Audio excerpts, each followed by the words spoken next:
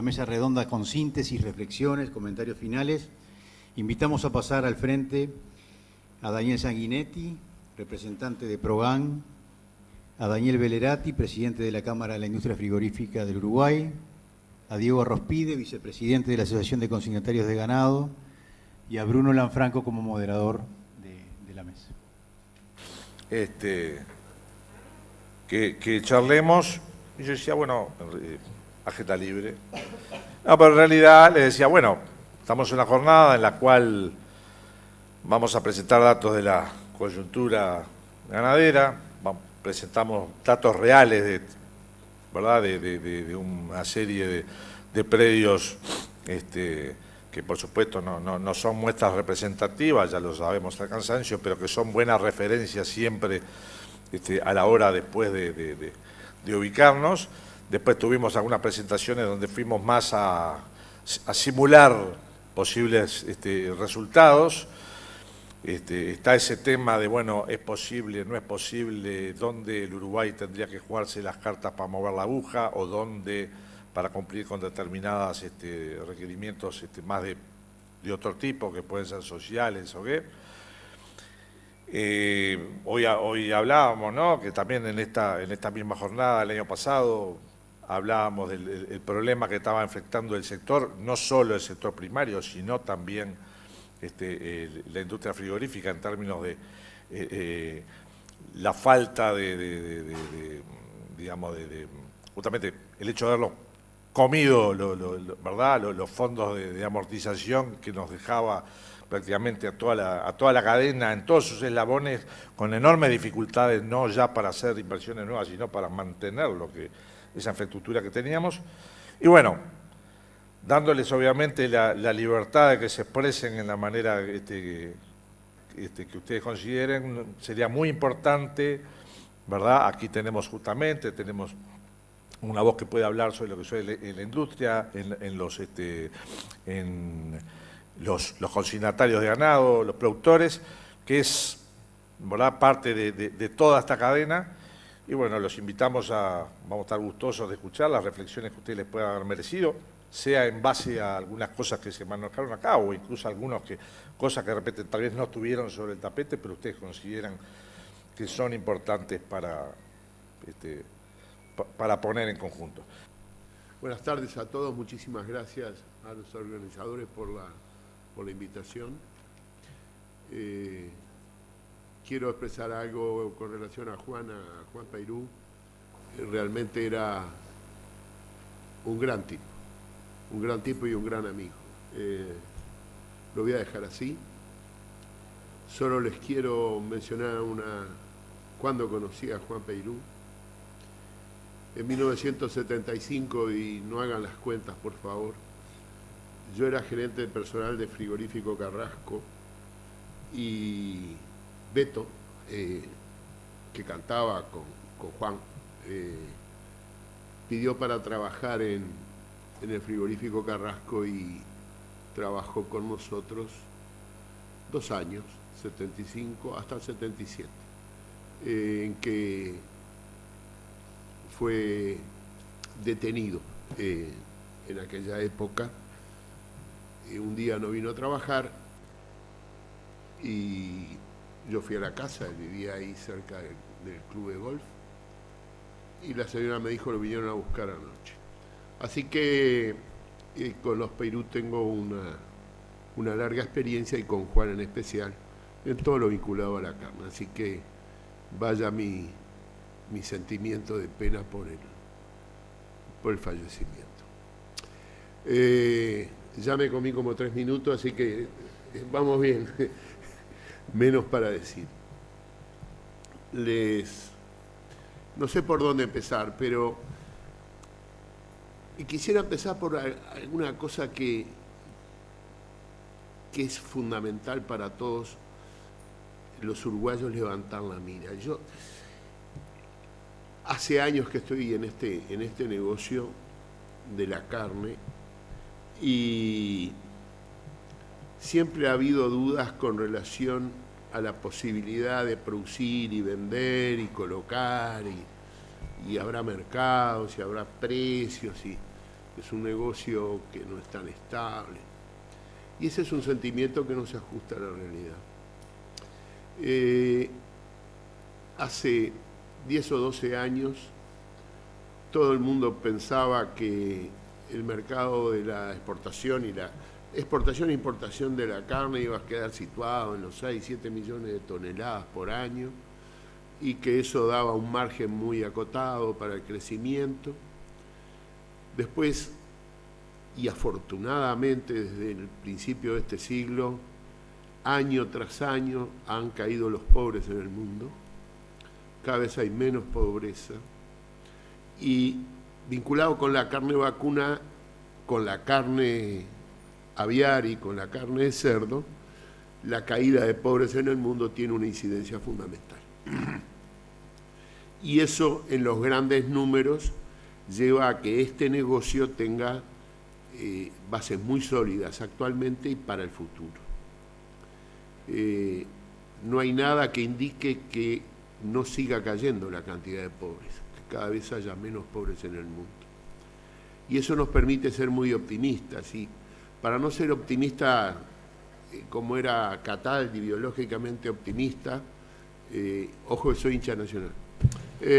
Sí, pero él decía eso. Si a nosotros nos decían, hace 8 o 9 años, que India iba a exportar carne, les recuerdo que India tiene un stock de ganado de 240 millones de cabezas, o sea, es el más grande del mundo, después está Brasil, ¿no?, en cabeza de ganado. Si nos decían que India iba a exportar carne, no digo vacuna, iba a exportar carne, y que iba a ser el principal jugador desde el punto de vista de volumen, nosotros teníamos que agarrar los bártulos y seguirnos, porque ¿cómo podría absorber un país como Uruguay, de las dimensiones de Uruguay, una competencia brutal como la de India? Bueno, estamos en el 2018, India el año pasado exportó más o menos, porque lo tengo ahí en la cabeza, en el entorno de 1,5 millones de toneladas de carne, de algo que compite con nuestro producto. Y se vendió. Y nosotros vendimos más el año pasado que el anterior. Y este año estamos vendiendo más que el año pasado. En síntesis, esto demuestra por A más B de que el mercado sigue creciendo y sigue demandando. Y ahí nos aparecen dos sentimientos como industria frigorífica, que son los sentimientos de la subsistencia y los sentimientos de la necesidad de crecer. El primer sentimiento es que para tener el lugar en el mundo tenemos que crecer. Y el segundo es que estamos en una situación bastante comprometida. Tenemos problemas de costos muy importantes, estamos muy preocupados, hemos tenido una inflación en dólares en los últimos 10, 12 años que nos ha desacomodado las paramétricas. Mucha gente nos hace responsables y ciertamente lo somos, pero también el entorno del país nos ha llevado a cosas como esta. Para que tengan una idea, hace 10 años el costo salarial en la industria frigorífica no llegaba al 6%. Hoy supera el 11%. Estoy hablando siempre en dólares, ¿no? Supera holgadamente el 11%, está en el entorno del 12%. Esa duplicación no se vio acompañada por un aumento en la productividad ni en la eficiencia. Es más, diría que hoy tenemos más problemas desde el punto de vista de productividad y eficiencia que hace 10 años. Nuestros trabajadores se conforman con ganar menos, se conforman con trabajar menos, y es algo preocupante porque la generación de bienestar y de riqueza pasa por trabajar, esforzarse, ahorrar, crecer y trasladar todo eso a los hijos y a la sociedad. Entonces nos preocupa ese estado de ánimo donde la gente se conforma con lo que tiene, con el mate, con la cosa esa, y Y si falto, falto, y si pierdo el presentismo, lo pierdo, y está todo bien. Entonces, tenemos un problema interno, del cual ciertamente somos responsables, porque esto fue objeto de negociaciones en los consejos de salarios, así que no podemos echarle la culpa a nadie. Paralelamente, sí, hay algunos aspectos vinculados con la política económica que ciertamente nos han complicado.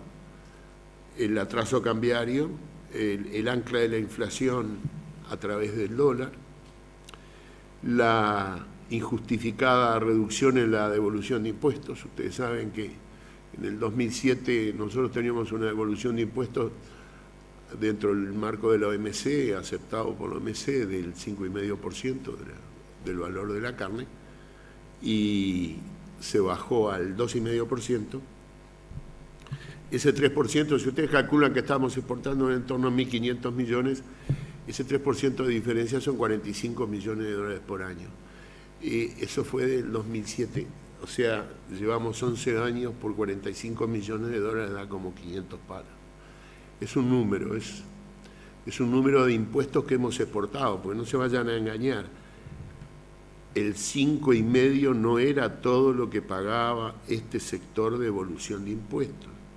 Cuando hablo del sector es productores y frigoríficos. El número real estaba por arriba del 5,7%. No dicho por nosotros, dicho por Pricewaterhouse, que fue contratada por la industria frigorífica para hacer un trabajo de analizar cuánto era la devolución de impuestos, y después le hicimos un juicio al gobierno por esa diferencia y porque entendimos que era ilegal, y perdimos el juicio. Lo perdimos por razones de forma y no de fondo. Nadie dice que el 5,7 estaba equivocado, sino que por razones de forma, en aspectos legales, perdimos el juicio. Eso quiere decir que entre ustedes y nosotros, productores y frigoríficos, exportamos 11 años, 500 y pico de millones de dólares más en impuestos de lo que deberíamos haber exportado.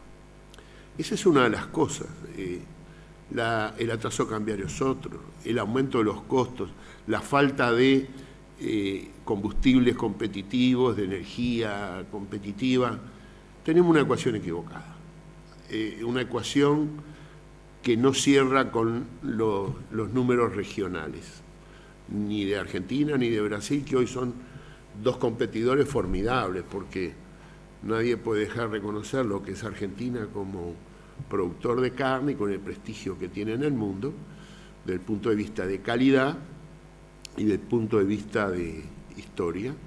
Y entonces, Argentina, que ya este año está exportando más que Uruguay, durante 12 años Argentina, de ser el cuarto exportador del mundo, pasó a ser como el octavo, pero ahora ya este año está exportando más que Uruguay, y compite con Uruguay en China, compite en la Unión Europea. ¿Y cómo compite? A partir de hace 2 días compite en Estados Unidos, compite en Israel y compite en Rusia. Esos 5 mercados que yo acabo de mencionar son el 94% de las exportaciones de Uruguay. O sea, estamos habilitados para 120, mencioné Israel, ¿no? Sí. Estamos habilitados para 120 mercados, pero el 94% lo vendemos en cinco sectores, porque la Unión Europea son 27 países, 28, 27, el NAFTA y China y Rusia hacen una treintena de países. Así que tenemos una ecuación difícil, se nos ha complicado mucho con la exportación de ganado de pie. Recién decía la gente de OPIPA que salieron 450.000 ingenieros berberillos, salieron 444.000 cabezas de ganado. En realidad salieron 400.000 y tantos terneros machos. Eso no es el 20%, es el 20% de la faena, como él bien señaló, pero es el 40% de los novillos que nosotros faenamos por año. El 40% de los novillos. Y ustedes que están en este negocio saben que el novillo y la vaquillona son la frutilla de la torta, y el novillo más joven, con color más rosado y grasa más blanca, es como el chantilly arriba de la frutilla. Y bueno, eso es lo que nuestro país está exportando. Es muy difícil decir que no se puede exportar en pie. En este tema con Juan Peirú discutimos muchísimas veces porque él abrazaba el mercado libre, pero cuando uno se sienta y analiza las situaciones, dice, pero vamos a esperar un poquito. Turquía es el monomercado para la exportación de pie. ¿Por qué?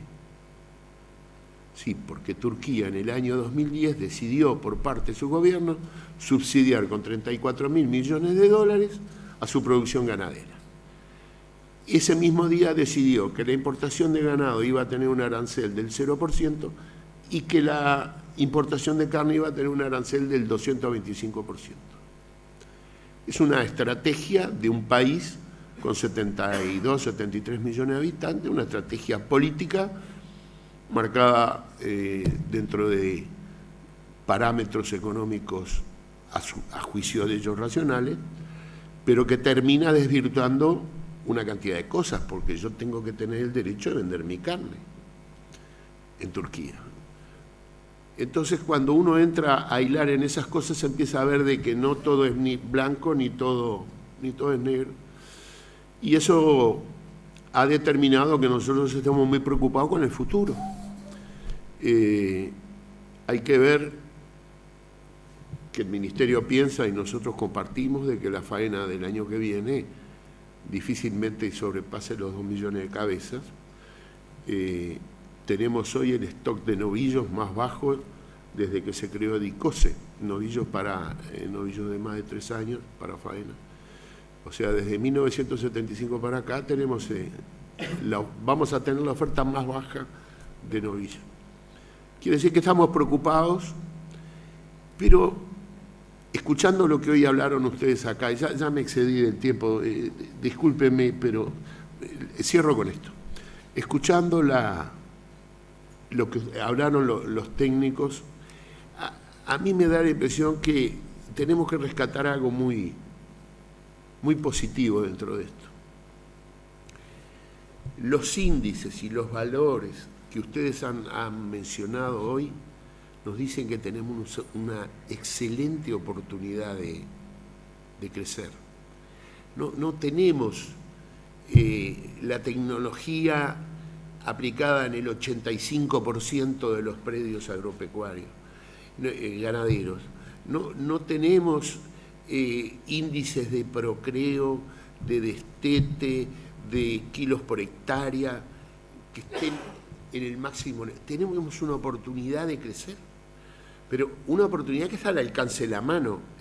Está clarísimo que es muy difícil ser Australia o Nueva Zelanda, esos países donde el crecimiento ya pasa a ser del 0,5%. Yo los oí hablar de crecer un 30% en productividad hoy, a calificados técnicos. Es brutal. Es un número que asusta. En el mundo hablar del 30% de algo no existe. Subió el petróleo. ¿Cuánto subió? 2%. Bajó la carne. ¿Cuánto bajó? 1%. Porque hablar de niveles del 30% de algo es brutal. Y nosotros tenemos esa oportunidad, porque yo creo en lo que ustedes dijeron hoy. Tenemos la oportunidad de crecer un 30%. No me parece adecuado, y esto es una opinión personal, pensar en esa meta para el 2030. Me parece que será por mi edad. Sé que en el 2030 no voy a estar acá entre ustedes, pero es una meta que tendríamos que tratar de alcanzar antes. Porque ya en el 2019 vamos a tener una ecuación mucho más apretada de la cantidad de faena, la ocupación, la exportación, empezamos a perder posiciones en el mundo, empezamos a perder nuestra participación en mercados como el chino, que hoy somos el país más prestigioso, pero si no empezamos a no mantenemos esa ocupación del mercado que tenemos. El chino llama y quiere, y bueno, si llama y quiere, hay que darle, porque si no, la consigue en otro lado. Entonces, todo eso conlleva un esfuerzo de toda la cadena. Entonces, tenemos una oportunidad, hay que abrazarla, y el negocio está seguro, está muy seguro, nadie lo puede firmar. En octubre del año 2014 se llegó a $4.081 de exportación, precio equivalente carcasa. Desde octubre del 81 a finales del 2015 el precio cayó. Llegó a caer a 3.400 y hoy está en 3.540 en lo que va de este año 2018. Si ustedes analizan 16, 17 y 18, el precio estuvo siempre entre 3.450, no hablo de la semana, hablo de periodo, porque esta semana embarqué todo Hilton, se fue a $5.000, no, hay que ver periodo. El precio estuvo y está entre 3.450 y 3.550, 3.600. Está en ese entorno. Bueno, Uruguay tendrá que hacer sus cuentas para mejorar la competitividad, pero del lado de afuera no tenemos problema. Entonces, hay una oportunidad y hay que crecer.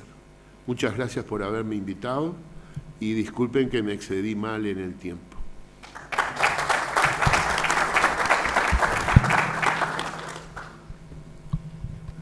Bueno, buenas tardes. Primero que nada, como una cooperativa de productores que tenemos una relación cercana con la industria, confirmo todo lo que dijo Belerati sobre los problemas de la industria, de costos, problemas de la mano de obra, etcétera. Sobre lo que se comentó del atraso cambiario que tenemos, hoy un novillo en la Argentina o en Brasil que se compra en pesos locales, digamos, ¿no? En la moneda local, está 2.40, 2.50. Nosotros lo estamos vendiendo en 3.10, 3.15. Los productores lo estamos vendiendo en ese precio, ¿no?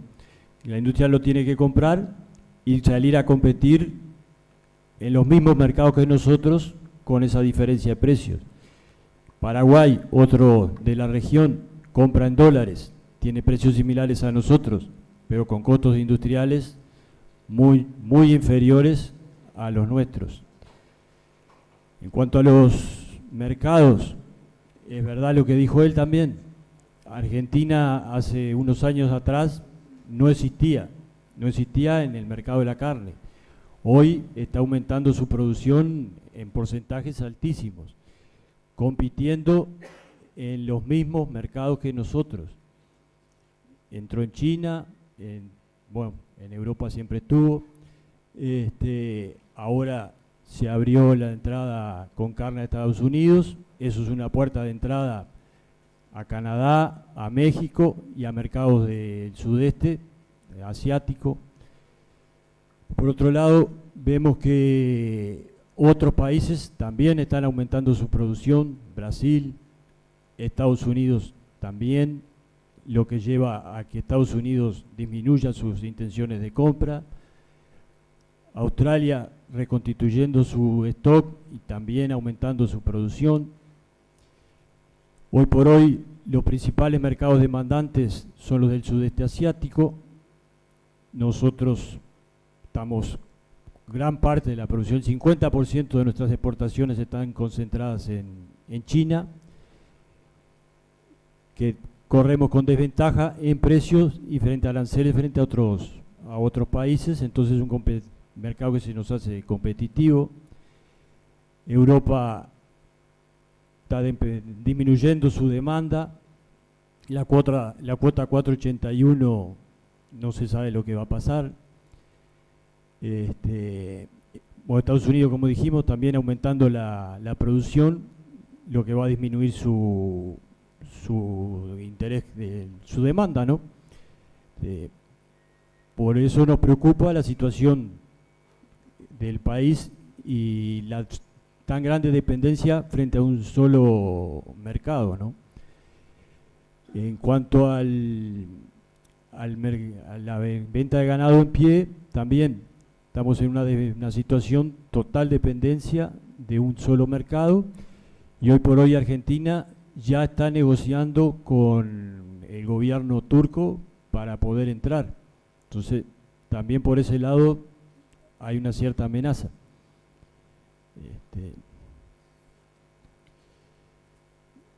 Después, hoy hay un tema que se está hablando, el de la peste porcina en China. Eso va a llevar a que van a matar muchos cerdos y van a aumentar la demanda de carne de los distintos mercados. Esto, por un lado, para nosotros sería bueno, pero en la medida que sigamos concentrándonos en ese mercado, cada vez va a ser mayor el riesgo, ¿no? También en estos días está la noticia de que vamos a entrar a Japón, que Japón va a autorizar la entrada de la carne. Por un lado es un mercado importante, pero no nos tenemos que olvidar que nosotros entraríamos con un arancel de 38,5% y Australia entra con 26%, con un flete mucho menor. Entonces no es una cosa que digamos es un negocio de hoy para mañana. Ellos son principalmente compradores de carne enfriada. Nosotros tenemos un flete importante, 40, 50 días. Entonces no es un mercado que de hoy para mañana, ¿no? También son demandantes de carcasa pesada. Por eso es bueno que se abra, pero va a haber que negociar las entradas, ¿no? Después, otro tema que vemos nosotros es que los países desarrollados están disminuyendo el consumo de carne. Y el motivo por varias razones. Uno, porque hoy se le está dando mucha importancia al medio ambiente, a la sanidad, al trato de los animales. Por un lado, la producción ganadera con el medio ambiente, por el tema de los gases invernaderos, que según estudios dicen que la producción de gases de la ganadería es similar a todos los autos del mundo. No sé si es verdad o no, ni cómo sacaron esas cuentas, pero las manejan.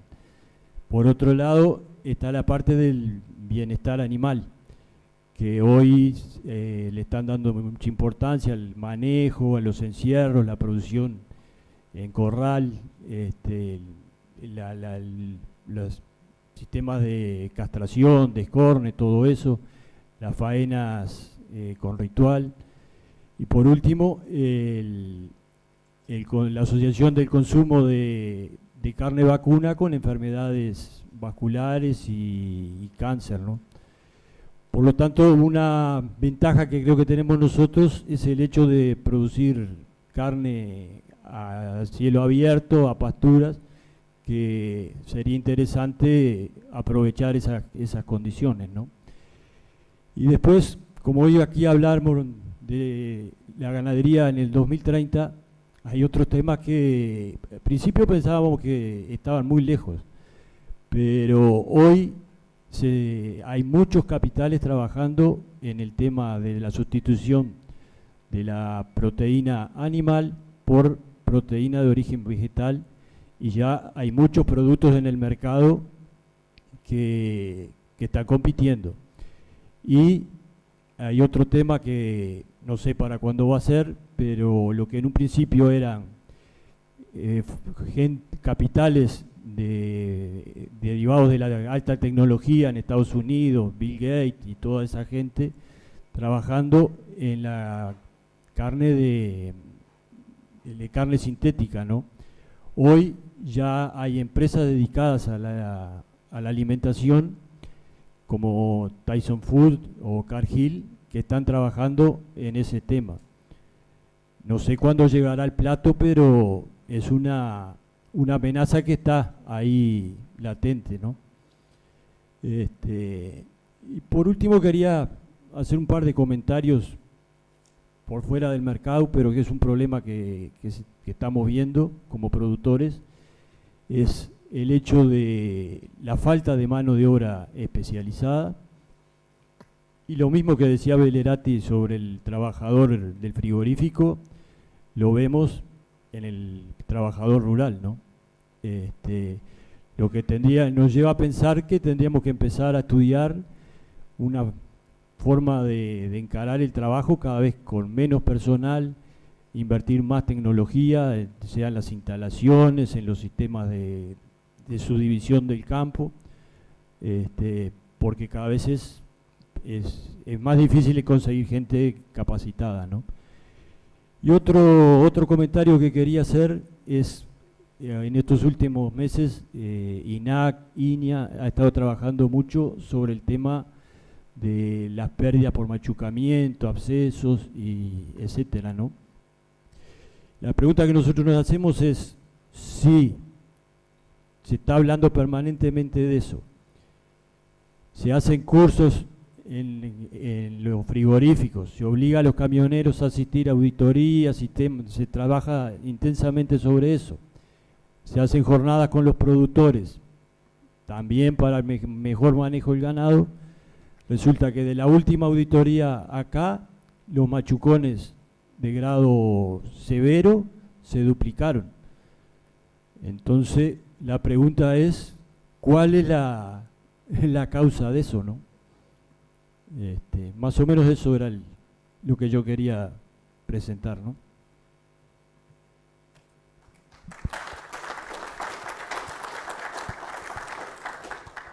Bueno, buenas tardes a todos. El agradecimiento a Línea por la invitación de participar con ustedes. Un poco, bueno, en nombre de la Asociación de Consignatarios, como articuladores del negocio en el complejo cárnico, creo que no hay mucho más para agregar de todo lo muy completo que se ha dado en toda la tarde. Simplemente dar una pequeña visión de cómo estamos viendo nosotros el negocio. Nosotros creemos que el negocio del complejo cárnico en sí atraviesa un contexto positivo, que vemos que se ha desarrollado y se ha estimulado sobre todo la cadena fundamental que es la criadora, a través de las distintas alternativas de producción que tenemos hoy, como son la cuota 481, la exportación de ganado en pie, China en sí mismo, y por otro lado también un poco la disminución que hubo de la agricultura, donde ahí produjo un desarrollo, creo, importante en cuanto a nivel de pasturas y una demanda agregada para el sector ganadero. Nosotros creemos que en ese sentido la cuota 481 fue una dinamizadora de los procesos, los aceleró. Creo que fue el primer negocio exitoso a futuro en el complejo cárnico. Además que premió y aceleró todo lo que es la parte genética. En cuanto a la exportación en pie también ha sido referente y ha sido una demanda creciente en los últimos años y referencia de precio en la categoría de terneros. Y China, ni que hablar, como principal socio comercial del país y demandante de más del 50% de las exportaciones cárnicas, además de parecer que no tener fin esa demanda, ¿no? Eso es un poco lo que nosotros vemos. Por otro lado, a nivel de precios, creo que hemos tenido un muy buen escenario este año, y lo pudimos ver al principio de año, cuando la seca en otoño, que tuvimos una crisis importante y vimos que se mantuvo firme tanto los ganados de reposición como los ganados para la industria frigorífica. Creo que hubo una muy buena firmeza que como pocas crisis había pasado. Lejos de bajar, creo que se tonificó a lo largo de todo el año hasta avanzada la primavera, con lo cual vimos una muy buena señal que nos dio la industria para todo el complejo. Y bueno, y mirando un poquito para adelante, sin duda que los principales desafíos son los que tenemos todos, que hemos comentado, todos y cada uno, ni que hablar que el principal y el más complejo es la competitividad. Después, sin lugar a dudas, también vemos un problema de apertura, la apertura comercial que necesita el país para ser más competitivo con con nuestros principales pares, como lo son Australia, Argentina y Brasil. Australia tiene apertura comerciales con las principales potencias del mundo y hoy se está diferenciando cada vez más y creo que cada vez está más lejos. Y en el caso de Argentina y Brasil también, bueno, con las importantes devaluaciones lo hacen sumamente competitivos a la hora de vender sus productos, con lo cual nos deja una situación sumamente desventajosa. Un poco era comentar eso. Creo que en realidad se ha sido muy completo todo lo que se ha hablado en la tarde y no tenemos mucho más para agregar. Sí, como instrumento que estamos, digamos, al medio del camino, nosotros entendemos que la necesidad de fortalecer y mejorar las cadenas integradas por productores, consignatarios, industria, INAC. Y nuestra profesión nos exige cada vez más agregar valor en las cadenas, generar compromisos y mejorar las confianzas. Muchas gracias.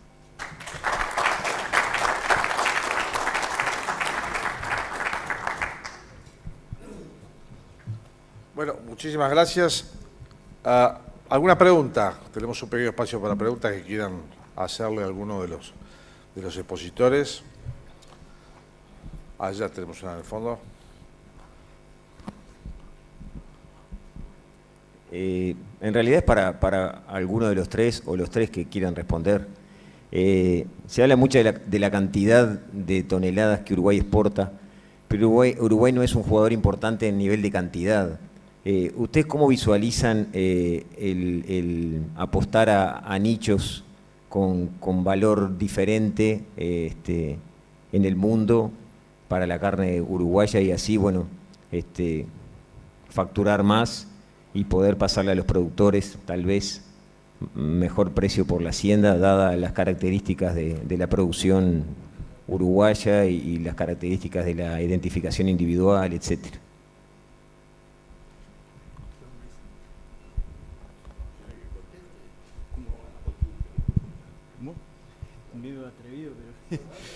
No, pienso que la situación de Uruguay, con volumen, nosotros no somos competitivos en ningún lado. Por lo tanto, lo importante es casualmente eso, ¿no? Jugar, como yo dije, con la imagen de carne natural, carne orgánica, y buscar los mejores nichos donde se pueda lograr los mejores precios, ¿no? A volumen no competimos con nadie. No sé si está claro.